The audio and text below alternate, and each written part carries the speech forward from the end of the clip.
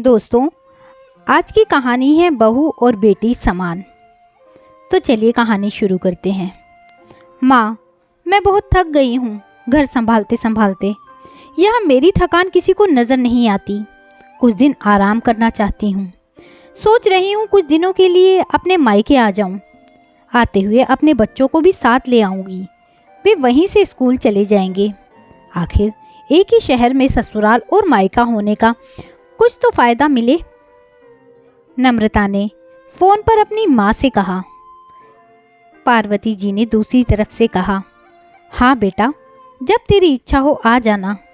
आखिर ये तेरा भी तो घर है। ठीक है माँ, तो मैं कल ही आ जाऊंगी। नम्रता खुश होके बोली। हाँ बेटा, कल आ जाओ, मैं तुम्हारा इंतज़ार करूंगी। अभी मैं फ़ोन रखती हूँ, मुझे मंदिर भी जाना है। पार्वती जी ने फ़ोन रख दिया और सीधे किचन में गई। किचन में खाना बनात रही बहू से बोली, अरे अनुपमा सुनो, कल तुम्हारी ननद आ रही है। आज बाज़ार जाकर फल सब्ज़ी और मिठाइयाँ लेकर आ जाना। बेचारी मेरी बेटी ससुराल में नौकरों की तरह काम करती है और इस पर कोई ध्यान भी नहीं देता।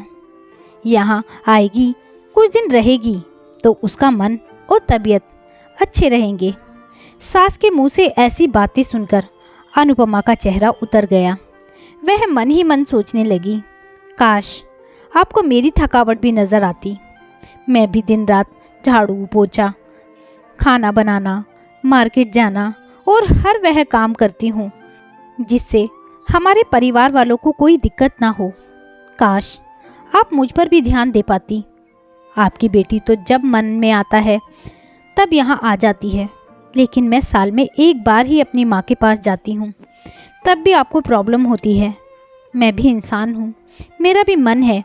मुझे भी लगता है अपनी माँ के पास जाकर थोड़ा आराम करूँ, सुख दुख की दो चार बातें करूँ, अपना मन हल्का करूँ। भगवान, अब तुम ही कुछ करो ताकि मेरी सास की आंखें खुले और उसे मेरी थकावट भी नज़र आए। शाम तक भगवान ने जैसे अनुपमा की सुन ली। उसकी ननद का फ़ोन आया। ननद ने अपनी माँ से कहा कि उसकी सास ने उसे मायके आने के लिए मना कर दिया है, इसलिए इस बार वो नहीं आ सकती। पार्वती जी बोली, ऐसे कैसे मना कर दिया? पहले तो कभी वह तुम्हें आने से नहीं रोकती थी। इस बार भला क्या हो गया? लाओ मेरी बात कराओ उनसे, मैं समझाती हूँ। नम्रता ने फ़ोन अपनी सास के पास दिया। पार्वती जी ने कहा, नमस्कार समधन जी, आपसे कुछ कहना था। समधन जी ने कहा, कहिए। दरअसल नम्रता कल त्योहार है, इसलिए अपने मायके आना चाहती है। अगर आप उसे भेज दें तो अच्छा रहेगा।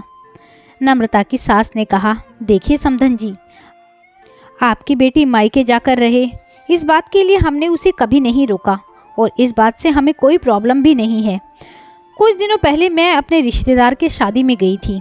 वहाँ आपकी बहू अनुपमा की माताजी से मिलने का मौका मिला। उनसे गपशप करने के दौरान उनकी बातों से पता चला कि अनुपमा को साल में एक ही बार अपने मायके जाने को मिलता है और वह भी बहुत कम समय के लिए।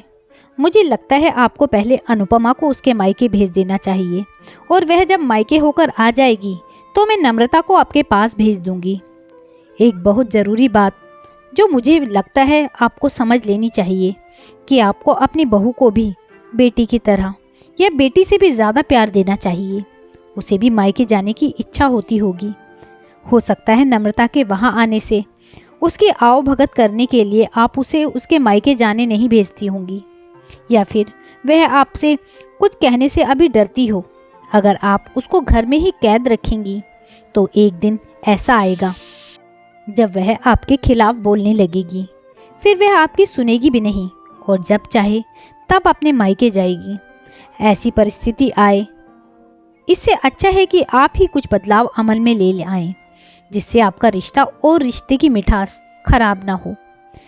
पार्वती को अपने समधन के हर एक शब्द में सच्चाई नजर आई।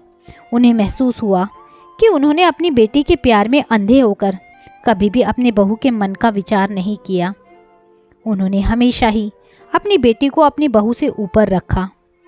दूसरी तरफ नम्रता भी अपनी भाभी के बारे में हो रही इस बातचीत को सुन रही थी।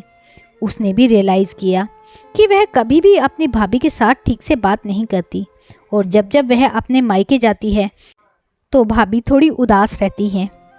पार्वती जी ने अपनी बहू को बुलाया और उसे कहा कि अनुपमा, कुछ दिन के लिए नम्रता नहीं आने वाली है, इसलिए पहले तुम अपने मायके होकर आओ।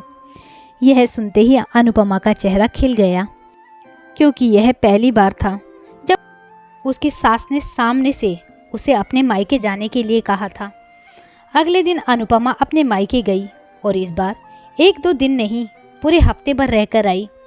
अपने माँ बाप से, अपने रिश्तेदारों से मिलकर आई और जब वह लौट कर आई तो उसका चेहरा खिला हुआ था, उसकी आंखें चमक रही थी।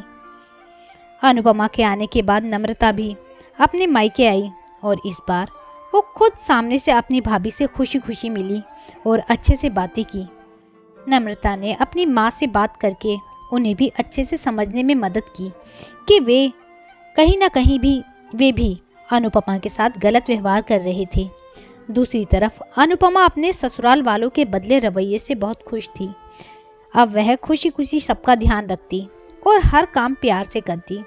वह ध्यान रखती कि कोई भी ऐसा काम ना करे जिससे घर में तनाव का माहौल पैदा हो।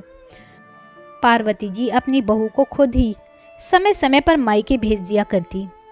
एक छोटे से बदलाव से सास, बहू और भाभी ननद के बीच की कड़वाहट को दूर कर दिया और रिश्तों को और भी ज़्यादा मीठा और मजबूत कर दिया। तो दोस्तों, यह थी एक छोटी सी कहानी जो कि रिश्तों को और अधिक मजबूत बनाने की सीख हमें देती है और कहती है कि छोटी छोटी बातों को ध्यान रखकर हम एक दूसरे के मन की बातों को बखूबी समझ सकते हैं। दोस्तों, अगर आपको ये कहानी पसंद आई हो तो कहानी को लाइक कीजिएगा, शेयर कीजिएगा और मेरे चैनल को सब्सक्राइब करना ना भूलिएगा। कहानी सुनने के लिए बहुत बहुत धन्यवाद।